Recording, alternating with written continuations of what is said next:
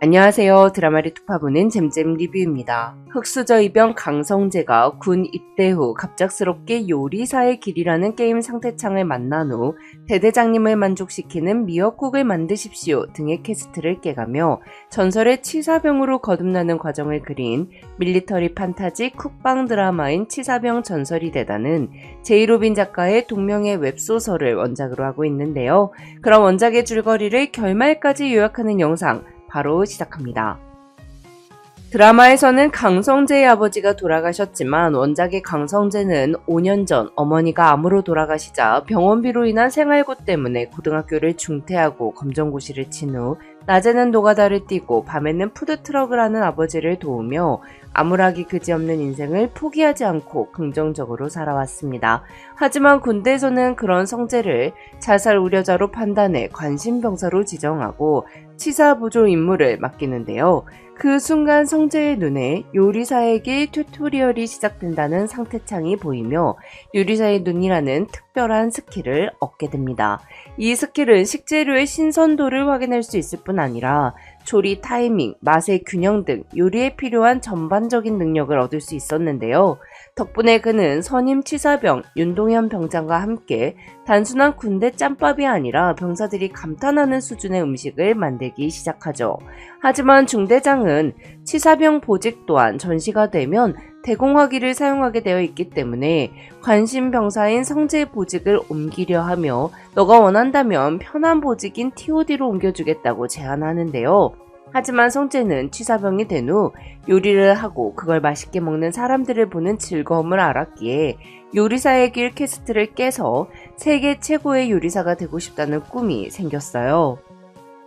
이에 성재는 지금처럼 치사장에서 일하고 싶다고 밝히죠. 이에 황석호는 성재가 나가 떨어지도록 일부러 천국의 계단이라고 불리는 코스로 야간 순찰을 돌리지만 성재의 미친 정신력과 끈기를 보고는 자신이 성재를 관심병사로 오해했다는 걸 인정합니다. 또한 성재는 대대장이 좋아하는 돈가스를 겉바속촉으로 튀겨내어 요리로도 인정을 받았고 정식으로 치사병이 되죠. 치사보조에서 치사병으로 레벨이 오른 뒤에는 요리하는 방법을 홀로그램으로 실시간 볼 수 있는 스킬이 생기는데요.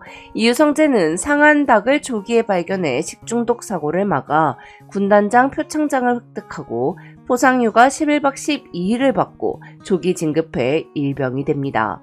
한편 윤동현은 성재와 함께하며 요리에 대한 즐거움을 알게 되고 성재의 요리 솜씨 덕분에 강림초소에는 잔반이 남지 않게 되고 PX는 파리만 날리게 되죠. 이후 성재는 간부식당 조리병에 지원하지만 면접 결과 명문대 제학에 가정환경도 좋은 애들이 1, 2순위로 올라가고 성재는 꼴등이 되는데요. 그러나 화끈한 카리스마를 가진 예민한 미식가인 연대장 배원령 대령은 그 어떤 것도 따지지 않고 오로지 능력만으로 평가해 자신의 까다로운 입맛을 만족시킨 성재를 간부식당 조리병으로 초이스합니다. 이후 성재는 스킬에만 의존하지 않고 끊임없이 연구하며 한식 조리 기능사 시험에 합격하고 제한된 환경에서 최고의 맛을 만드는 법과 대량 조리에도 퀄리티를 유지하는 법, 사람마다 다른 취향을 만족시키는 법을 터득하고 단순히 치사병이 아닌 진짜 셰프로 성장하게 됩니다. 한편 간부식당의 이호영은 상병으로 조기 진급한 성재를 미워하여 22사단 주임원사인 아버지 윤성규를 통해 성재를 다른 곳으로 보내버리려고 하지만 성재는 새로 부임한 군단장과 주요 간부들의 식사에서 캐슈넛 새우볶음과 광어회로 자신의 존재를 각인시키죠. 이때 김인태 사단장이 이 식사에 호영을 참여시키는데요. 호영은 간부들이 주는 술을 잔뜩 받아먹고 치기가 올라 성재를 칭찬하는 간부들 앞에서 술잔을 깨고 성재의 요리를 뒤엎어 간부 머리에 뒤집어 씌우고 성재를 병신으로 만들어서 의가사제대를 시켰어야 한다는 등의 망언까지 하는 대참사를 벌여 결국 전출당하고 영창까지 가게 됩니다. 그렇게 성재는 이유 없이 괴롭히는 선임, 후의 공을 가로채가는 선임을 무시하는 후임 등 정말 힘든 상황이 많이 있었지만 사회생활을 하면서 다 헤쳐나가야 할 시련이다 생각하며 버텨내는데요. 이후 성재는 강원도에서 주최한 요리 경연대회에서 2위를 차지하고 세계 군인 요리대회에 참가하여 코피까지 흘리며 노력한 결과 1등을 합니다.